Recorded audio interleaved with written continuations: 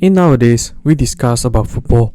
One topic we heavily discussed was the football entertainment has drastically decreased. It felt like 32 men expected to act within their manager's vision and then move and play as one. While there was certain truth to that statement, and in a current analytic and low tolerance of mistake for football emergent no thanks to Pep Guardiola, often moving slightly early times, particularly in the Barclay 2000 mid to the 2010s era, where tactics and rigid playstyle was not a mainstream, had born multiple players given the green light to showcase their skill set. At the same time, born several unknown players become a household name. These players become the quote street never forget or will not forget footballers. So in this video, we'll have a look on the several footballers that might not enjoy massive success in their career, but their amazing showmanship and playstyle capture the hearts of the fans. In case you didn't know, what is up ladies and gentlemen, I'm Marvin, codename CM. Welcome to the Code United channel once again. If you in any shape or form stumble into this channel and somehow some way like this kind of content, do please like, share and subscribe to this channel, as each of your precious subscription will be a massive motivation for me to upload new content. And don't forget to ring the notification bell for every new upload. With that said, let's get straight into the video. Starting first with Rory Delap. The former Stoke midfielder was probably the least typical street never forget footballer compared to the others. Rory Delap had been a solid midfielder when made his name known along with Tony Pulis' Stoke team. Instead of being recognised with the ball on his feet, Delap was much more feared for the ball on his hand, particularly the throw-in. Football throw-in was not a new rule, rather one of the oldest rules in the footballing world.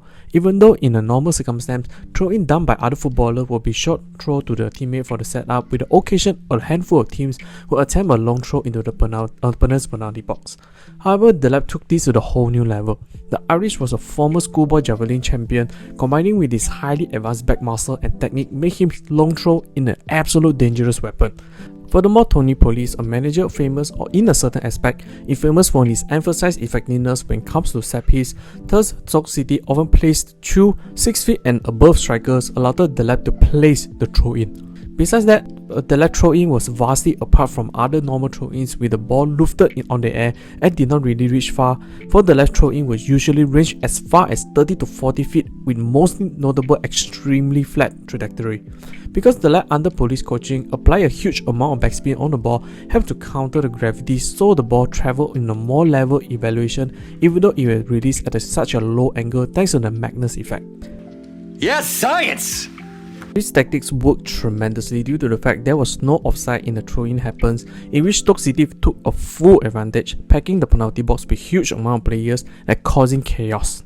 The left throw-in was so effective in the 2008, created 7 out of 13 goals, more than half of the goal contribution, including a 2-1 victory against Arsenal. This event also led to the Arsenal manager at the time, Arsene Wenger, to vote to eliminate throw-in altogether.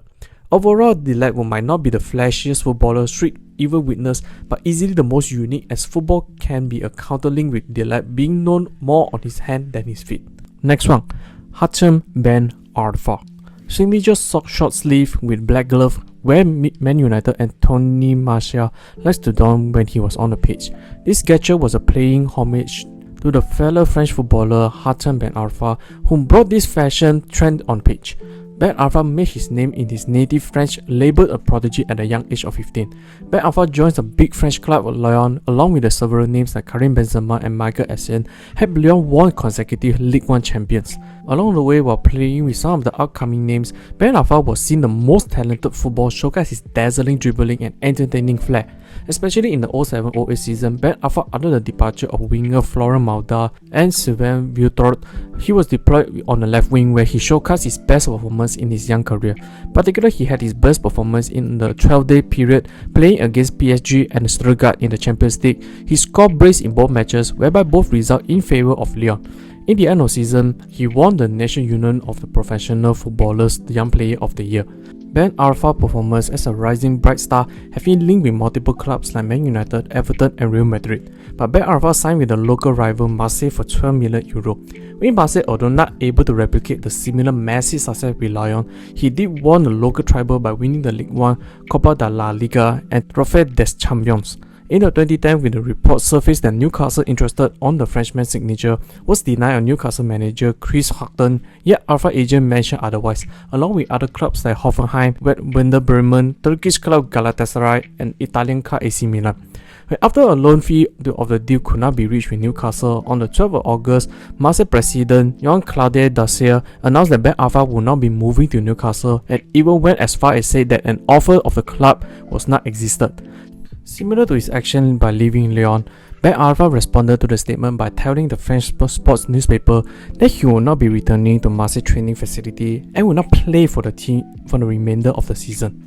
This caused a shaky relationship. In the end, Ben Arfa was loaned to the Newcastle and was with the black and white. Ben Arfa did not start strong. Instead, in October, he suffered a broken tibia and fibula in his left leg while playing in a league match against Man City. Fortunately, he returned strong in the next season, maintaining explosive playstyle, especially his most notable goal against Bolton. He was past the ball in just inside on his own half. He proceeded to turn and speed past 4 Bolton players, showcasing incredible control in doing so, and slowly past the Bolton goalkeeper. The Independent described the goal as a moment of genius. After Newcastle, Ben Arfa spent most of the latter part on his career in his home country, France, with more success. Overall, Ben Arfa do have the flair and ability talent like no others, even displayed on a certain occasion, but his attitude do not help much, make him a flash in the pan rather than a sustaining success. Lastly, the footballer inspiration for this video, as we could not just end this street never forget footballer without mentioning the Spanish footballer Michu.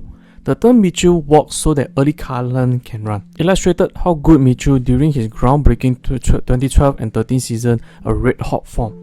Swansea City before the 2012-13 season suffered offensive issue, particularly the goal scoring department, where they really lacked off despite being one of the teams that had with the most possession enjoyed. Hence, they made a transfer move by signing Michu from Rayo Vallecano, who concluded the previous season with a respectable 15 league score for just €2 million. Michu initially was brought in to fill in the gap as a secondary striker, but was deployed on the focal point of the offense from Michael Laudrup's side. Little do they know what monster they handed for the keys for. Michu made his league debut on a bank, scored a brace, provided an assist to secure the final victory over QPR. He described his debut as incredible. Surely he did deliver the performance on an incredible standpoint. Michu went on the season scoring a remarkable 18 league goals, making the 5th place in the Premier League Golden Boot ranking. His goal scoring performance included scoring a brace against Man Utd and Arsenal. All his goal scoring performance also helped that Swansea against many odds won the League Cup. Accumulated, Michu entered the 2012 and 13 season with 22 goals. The Spaniard viewed to be the best return of value or the bargain of the century due to the fact Swansea got the signature with almost the peanut price tag. In addition to that, Michu well known not just his form in that season, his goal celebration he put his hand rotating back and forth near close to his ear, a gesture that showing he's unable to listen any outside criticism, had become an iconic goal celebration. And that season, Michu named the team's player of the year as well as the supporters player of the year. Despite his never before seen like performance, Michu unable to continue but went on a downward spiral. The next season, Michu suffered a recurring ankle injury where he unable to fully recover soon. Then he retired after just 4 years later. His amazing 2012 and 13 season held him as one of, if not the biggest one-season wonder, brought the most hype and made the name Michu to the whole new level. Even at that time, in the introduction of Instagram, have Haaland consistently tagged Michu in order to get his attention. Besides, many strikers nowadays cited the former Swansea striker as their inspiration, showcased the impact brought by him, and the streets will never forget the name Michu. That's the end of the video. What do you guys think? Do you guys enjoy watching the mentioned footballers or embrace their uniqueness in their story that made the street unable or never forget them, their existence, or their flair that brought you onto the pitch? Or do you have another player in mind? Comment down below so that we can have a discussion. Hope you enjoyed this video. I'll see you all in the next one.